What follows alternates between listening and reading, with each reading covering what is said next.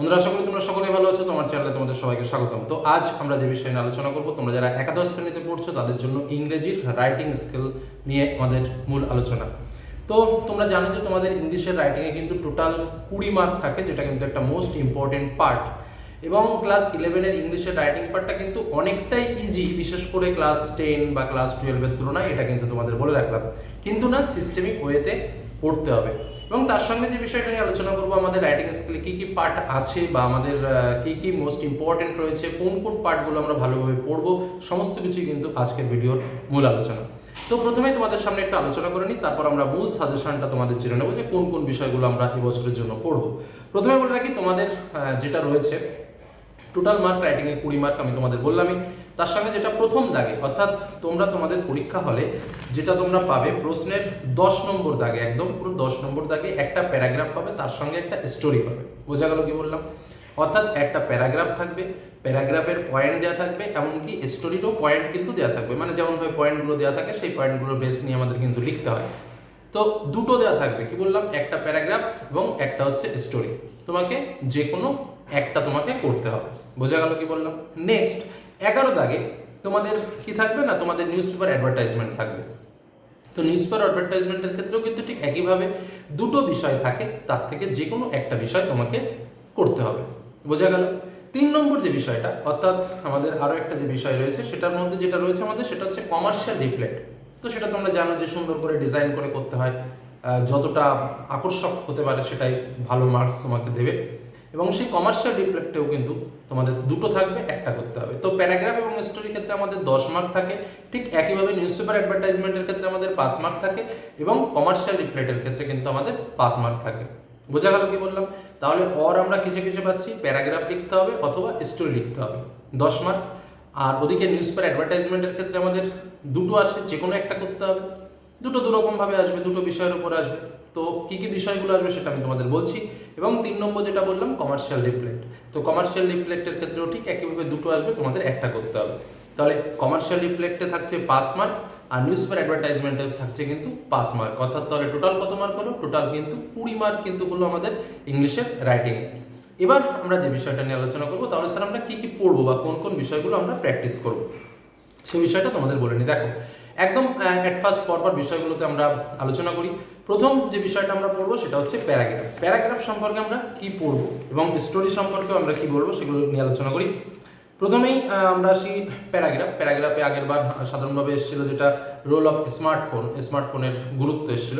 এবার কিন্তু ওই সাইড থেকে কোনো রকম বা ওই টাইপসের প্রশ্ন আসার সম্ভাবনা নেই। তবে কি কি আসতে পারে আমি তোমাদের জাস্ট একবার একটু বলে দিচ্ছি, মনে রাখবে বা প্রয়োজনে খাতায় একটু নোটস করে নাও। যেটা হচ্ছে ম্যান অ্যান্ড এনভায়রনমেন্টের উপর একটা প্যারাগ্রাফ আসতে পারে। এইম ইন লাইফ, তোমার জীবনের উদ্দেশ্য। তারপর হচ্ছে তোমার ডিফরেস্টেশন, অর্থাৎ বন ধ্বংস হচ্ছে ক্রমাগত, সেই বিষয়ে। তারপর হচ্ছে a book I have recently read, অর্থাৎ তুমি একটা বই পড়েছো, সেই বইটা সম্পর্কে তোমার অভিজ্ঞতা, অর্থাৎ বইয়ের নাম, অথর, কেন তোমার ভালো লাগে, এই সমস্ত বিষয় সম্পর্কে তোমাকে লিখতে হবে। এ মেমোরেবল ডে, অর্থাৎ তোমার একটা স্মরণীয় দিন। নেক্সট হচ্ছে ডিজিটাল লার্নিং সিস্টেম, অর্থাৎ এখন যে সিস্টেমে পড়াশোনা চলছে অনেক জায়গায়, যেটা আমরা অনলাইন পড়াশুনো করছি, সেই অনলাইনের সিস্টেমের উপরে তোমাকে প্রশ্ন আসতে পারে। Student social work and student with social media, মানে ছাত্রছাত্রীদের সামাজিক দায়িত্ব এবং কর্তব্য। তার সঙ্গে আরেকটা যেটা বললাম, ছাত্রছাত্রীর সঙ্গে বর্তমানে সোশ্যাল মিডিয়ার সম্পর্ক, তার মানে মেরিটস এবং ডিমেরিটস, তার উপযোগিতা এবং অপযোগিতা। নেক্সট আরেকটা বিষয় পড়বে, সেটা হচ্ছে মাই ফেভারিট পার্সন, অর্থাৎ তোমার প্রিয় ব্যক্তিত্ব। নেক্সট ফ্রেন্ডশিপ, অর্থাৎ বন্ধুত্বপূর্ণ বা বিষয়টি। নেক্সট হচ্ছে the value of games and sports, অর্থাৎ গেমস এবং স্পোর্টসের গুরুত্ব। এই কটা বিষয় কিন্তু তোমরা প্যারাগ্রাফের জন্য অবশ্যই ভালো করে প্র্যাকটিস করবে। এবার আসি স্টোরি। দেখো, স্টোরির ব্যাপারটা একটা কথা বলে রাখি, স্টোরি কিন্তু আমরা বলি যে এই বিষয়গুলো তোমরা পড়বে, কিন্তু স্টোরি প্রকৃতিতে এত স্টোরি রয়েছে, যার থেকে একটা স্টোরি তুলে দেয়, সেইভাবে কিন্তু স্টোরিটা বলা সম্ভব নয়। শুধু জাস্ট কিছু কিছু বেসিক আইডিয়া তোমাদের মাথায় রাখতে হবে, পয়েন্ট ভিত্তিক লিখতে হবে, কিছু বিষয় লক্ষ্য করে যে লেখার প্যাটার্নটা রয়েছে, সেই প্যাটার্নটাকে তোমাকে আয়ত্ত করতে হবে, তারপরে কিন্তু লিখতে হবে। স্বাভাবিকভাবে পাস্ট ইনডেফিনিট টেন্স এর ব্যবহার, ছোট ছোট বাক্যে ব্যবহার, সুন্দরভাবে লেখা, খুব বেশি বড় নয়, একটা মোরাল লেখা, এই বিষয়গুলো কিন্তু তোমাকে মাথায় রাখতে হবে এবং সেভাবে তোমাকে কিন্তু লিখতে হবে। গল্পের একটা নামকরণ করা, এই বিষয়গুলো কিন্তু লাগবে। এবার বলে রাখি কোন কোন গল্প, জাস্ট 4-5টা গল্পের আমি তোমাদের নাম বলছি ঠিকই, কিন্তু গল্পটা কিন্তু প্যাটার্ন ওয়াইজ পড়ার চেষ্টা করবে, কারণ 100% গল্প যে মিলবে এটা কখনো বলা সম্ভব নয়, আমি বলতে পারবো না। তবে ইম্পর্টেন্ট কিছু তোমাদের সামনে বলছি যেগুলো শিক্ষকরা আমাদের হাতে তুলে দিয়েছেন। প্রথমে বলি দ্য বান্ডেল অফ স্টিক, অর্থাৎ একটা ওই যে গল্প তোমরা পড়েছো, একটা চাষির 5টা ছেলে ছিল, তারা কাজ করতে চাইতো না, সে ওই একটা বান্ডিল নিয়ে আসলো, 5টা লাঠি চাইলো, তারপর নিয়ে আসলো, একসঙ্গে ভাঙতে বললো, ভাঙতে পারলো না, এবং সেখান থেকে তারা শিক্ষা পেল যে একতাই হলো শক্তি, অর্থাৎ ইউনিটি ইজ পাওয়ার। নেক্সট হচ্ছে ডিসঅনেস্ট শপকিপারের একটা গল্প আছে, থার্স্টি ক্রোর গল্পটা রয়েছে, টু ফ্রেন্ডস অ্যান্ড বিয়ার যেটা একদম ছোটবেলায় আমরা পড়েছি, দ্য লায়ন অ্যান্ড দ্য মাউসের গল্প রয়েছে, হ্যামিল্টনের বাঁশিওয়ালার একটা গল্প রয়েছে, হ্যাঁ, লস্ট চাইল্ডের গল্প রয়েছে, থ্রি ফ্রেন্ড অ্যান্ড বিয়ারের গল্প রয়েছে।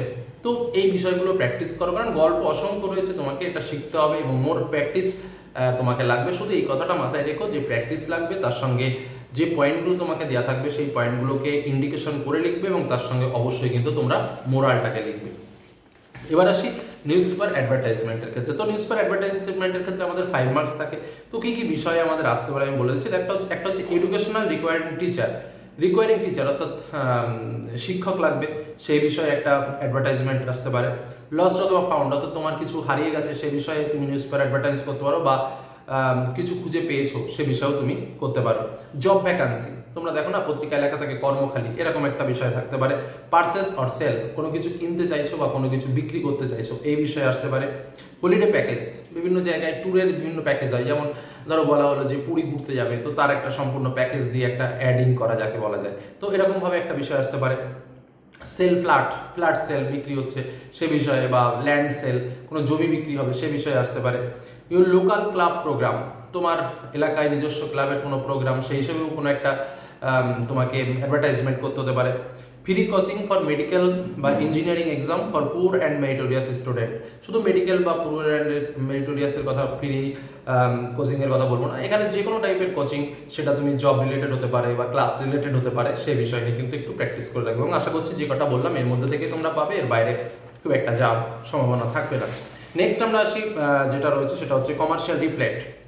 তো এটাও কিন্তু মোস্ট ইম্পর্টেন্ট একটা পার্ট। তো এখান থেকে কী কী বিষয়গুলো তোমরা একটু ভালো করে সুন্দর করে শিখে রাখবে। ছোট ছোট বাক্যে লিখতে হবে, অল্প 2-1টা কথা থাকবে, তার মধ্যে কিন্তু সৌন্দর্যটাই কিন্তু এখানে মেন, এবং তার সঙ্গে স্পেলিং, যে ছোট্ট 2-1টা কথা থাকবে কিন্তু তার ভিতরে যেন বানানগুলো ভুল না হয় সে বিষয়ে কিন্তু অবশ্যই লক্ষ্য রাখবে। তো কী কী বিষয়গুলো, 1 নম্বর যেটা আমি তোমাদের বলবো সেটা হচ্ছে ওপেনিং শোরুম, একটা শোরুম উদ্বোধন করতে চাইছো। ডিসকাউন্ট সেল, যেমন ধরো পুজো আসলে কি করে, বা কোনো ইন্ডিপেন্ডেন্স ডে আসলো, বা এরকম কোনো একটা বড় বড় অকেশন পারপাস দোকানে দেখবে বিশেষ ছাড়, 20% ডিসকাউন্ট, এরকমভাবে একটা কি করে একটা রিপ্লেট তৈরি করে, ঠিক সেরকমই একটা রিপ্লেট তোমাকে লিখতে হতে পারে।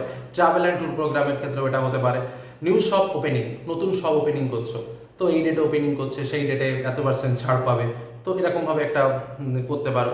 তারপরে ওপেনিং অফ অ্যান ইনস্টিটিউশন, তুমি কোনো ইনস্টিটিউশন ওপেন করছো, সেটা কম্পিউটার ইনস্টিটিউশন হতে পারে বা অন্য কোনো লার্নিং ইনস্টিটিউশন হতে পারে, সে বিষয়ে তোমাকে টেমপ্লেট করতে হতে পারে। সেল ইউর পার্সোনাল প্রোডাক্ট, তুমি কোনো পার্সোনাল প্রোডাক্ট সেল করতে চাইছো, সে বিষয়ে হতে পারে। Reflect for a health and fitness institute training spoken English open, অর্থাৎ স্পোকেন ইংলিশ কোর্স করাবে তুমি, বা অন্যান্য কোনো কোর্স করাবে, সে বিষয়ে টেমপ্লেট লিফলেট তৈরি হতে পারে। নেক্সট যেটা রয়েছে, great discount on the garments, অর্থাৎ বিভিন্ন প্রকার গার্মেন্টসের ক্ষেত্রে ডিসকাউন্টের যে তোমার রিপ্লেট থাকে সে বিষয়ে হতে পারে। তো এই যে পার্টগুলো বললাম, এই পার্টগুলো একটু ভালো করে প্র্যাকটিস করো, আশা করছি এর মধ্যে থেকে কিন্তু তোমরা পাবে। এবং যেটা শুধুমাত্র বললাম যে স্টোরির ক্ষেত্রে কিন্তু সম্পূর্ণ সাজেশন আমরা দিতে পারলাম না, কারণ স্টোরি বহু, ওর ভেতর থেকে 10টা স্টোরি তুলে ধরলাম আর বললাম যে এর ভেতর থেকে কমন পাবে, সেটা 100% বলার ক্ষমতা আমার সঙ্গে যেসব শিক্ষকরা জড়িত আছে ইংরেজি, সেই শিক্ষকদের নেই।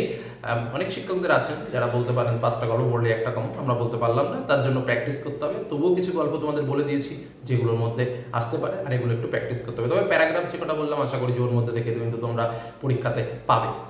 তো এই হলো আমাদের রাইটিং সম্পর্কে বিস্তারিত আলোচনাটি ভালো লাগলে অবশ্যই লাইক করো, ওদের সঙ্গে শেয়ার করো, যারা চ্যানেল নতুন এখন সাবস্ক্রাইব করেন অবশ্যই সাবস্ক্রাইব করে রাখো। তো আজকের মতো এখানে শেষ করছি, ভালো থেকো, সুস্থ থেকো, সাবধানে থেকো, ধন্যবাদ।